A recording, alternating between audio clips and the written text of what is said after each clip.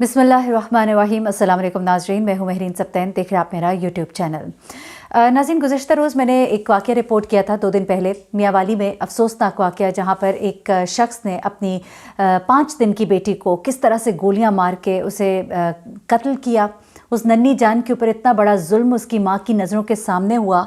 माँ इस वक्त गम से निढाल है, आप कहिए कि नीम पागल है इस वक्त। और उसके जो भाई, उसके नाना, जिन्होंने अपनी आंखों के आगे ये तमाम मनाजिर देखे, वो कहते हैं कि ये मनाजिर बयान से बाहर है कि किस तरह उसने अपनी बच्ची को पटक के ज़मीन पर फेंका, किस तरह से उसने उस नन्ही सी जान को 5 गोलियां मारी, जिसके लिए एक गोली भी बहुत होनी थी, उसको 5 गोलियां मारी। जिस तरह से उसने उस जन्नत के एक मासूम से फूल को इस दुनिया से रुखसत किया। मैं कहती हूँ इस कदर जालिम और इस कदर घटिया ये शख्स है। और आप यकीन करें कि ये शख्स जो अब इस वक्त पकड़ा गया भक्कर से, ये शख्स, इसके चेहरे पर कोई मलाल नहीं है, कोई खौफ नहीं है, वो डर नहीं है कि इसने गुनाह किया है। इसके चेहरे पर सिर्फ एक डर और खौफ है कि मैं पकड़ा गया हूँ। ये इस कदर जालिम शख्स है, लेकिन एक इसकी हिस्ट्री है। और मैं आपको बताऊं, इस वक्त अभी आपको कोई जर्नलिस्ट ये बात नहीं बताएगा, लेकिन आने वाले वक्त में ये तमाम बातें आपके सामने आएंगी। और ये शख्स जो है ये खुद इस बात का इकरार करेगा, क्योंकि कुछ और लोग जो इसकी फैमिली के करीब हैं, कुछ ज़राए के ज़रिए मैंने कुछ बातें मालूम करवाई हैं, जिसमें अंदाज़ा हुआ है कि ये वो फैमिली है जहाँ पर बेटियों की पैदाइश को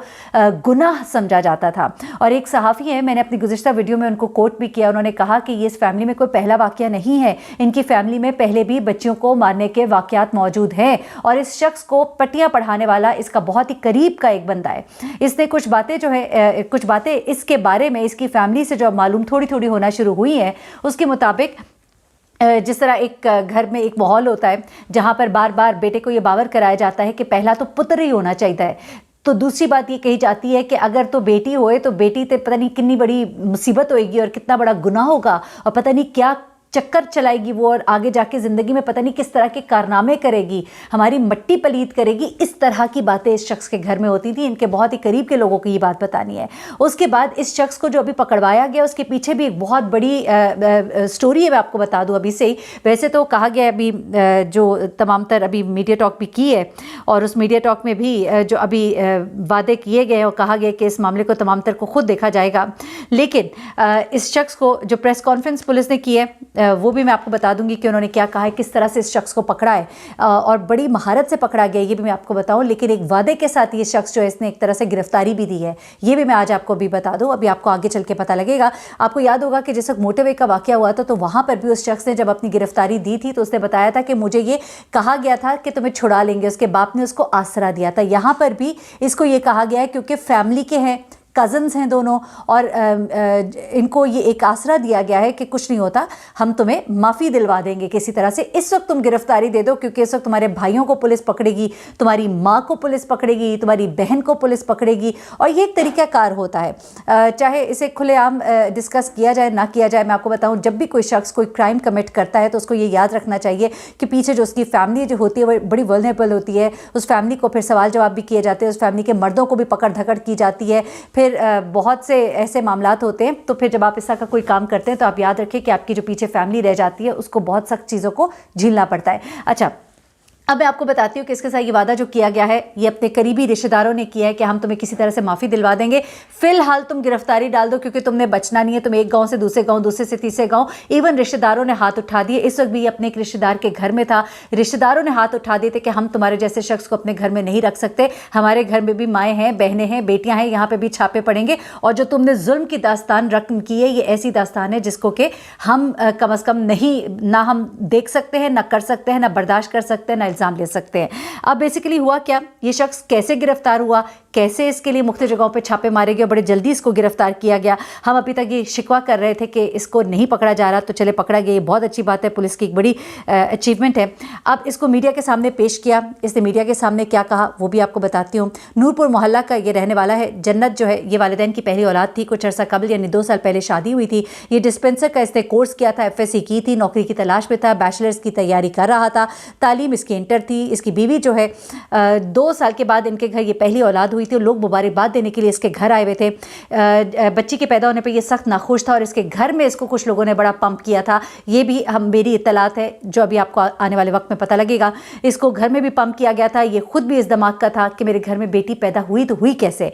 और ये शख्स जो है इसने पहले बीवी जो है उस बच्चे को फीड कर रही थी, इसने बीवी के हाथ से बच्ची को छीना।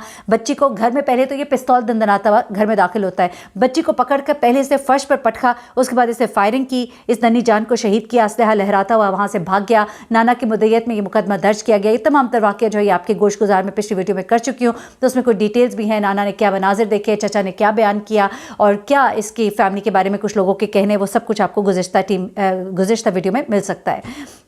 उसके बाद पुलिस ने कहा कि हमने आज तक इस तरह का वाक़या जो है अपनी तारीख में नहीं सुना देखा, हम इसको हर हालत में पकड़ेंगे। टीमें तश्कील दी गई, मुख्तलिफ मुकामात पर छापे मारे गए, मुलजिम को भक्कर से गिरफ्तार कर लिया गया। आईजी पंजाब ने इस वाक़े का नोटिस लिया।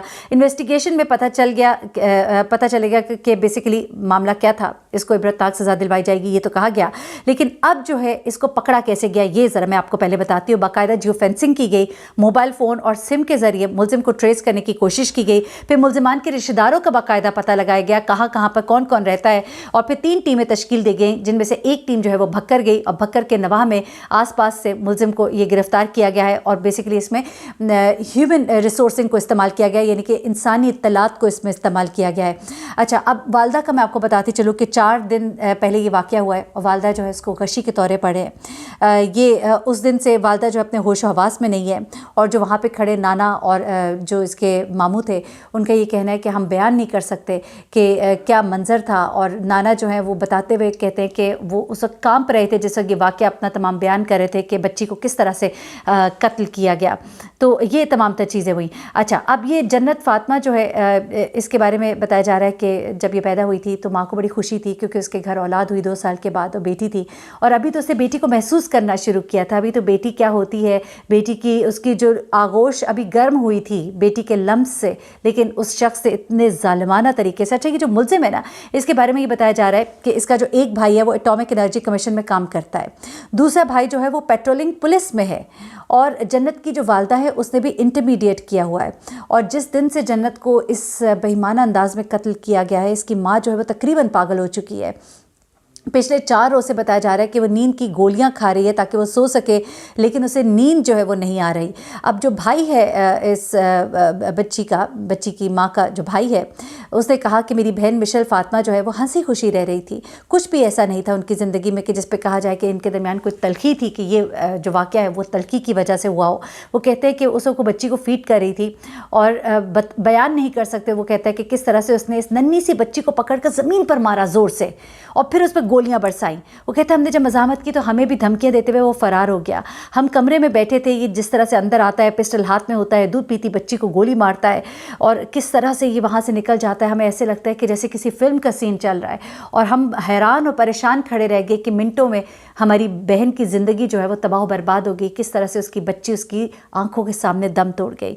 और बेटी की जो ख्वाहिश है हमेशा से इसके दिल में थी। उसके बच्ची के मामू का बताना है कि हमेशा से इसके दिल में ख्वाहिश थी और वो घर वालों से लड़ झगड़ भी रहा था, बेटी की ख्वाहिश का इजहार भी करता रहा था। और उसे इस बात पे बड़ा गुस्सा था कि बेटी की पैदाइश पे लोग मुबारकबाद देने यहाँ पर आए हुए हैं और उसने ये सब कुछ किया। बच्ची के नाना का ये कहना है कि हम किसी सूरत में इसको माफ़ नहीं करेंगे, लेकिन मेरी कुछ इत्तलात है कि इस शख्स को जब गिरफ़्तार कराया गया है तो इसको ये यकीन दिलाया गया है कि तुम इस वक्त गिरफ़्तारी डाल दो, तुम्हें कुछ नहीं कहा जाएगा, तुम्हें हम माफ़ी दिलवा देंगे। और ये तो हमारे पाकिस्तान में आपने देखा है कि चलता ही है। कुछ ऐसा निज़ाम होना चाहिए कि चाहे माफ़ भी कर दिया जाए रिश्तेदारों की तरफ से, लेकिन ऐसे जालिम शख्स को बिल्कुल नहीं छोड़े जाना चाहिए। कोई ऐसा शख्स हो, गलती से कुछ हो गया, कुछ उसके अंदर गुंजाइश हो तो कोई और बात होती है। एक ऐसा बेईमाना कत्ल, इस शख्स को सख्त से सख्त सज़ा दी जानी चाहिए। मुझे महरीन सब्तैन को इजाज़त दीजिएगा। अपनी दुआ में मुझे भी याद रखिएगा। अपना बहुत ख्याल रखिएगा। अल्लाह हाफ़िज़।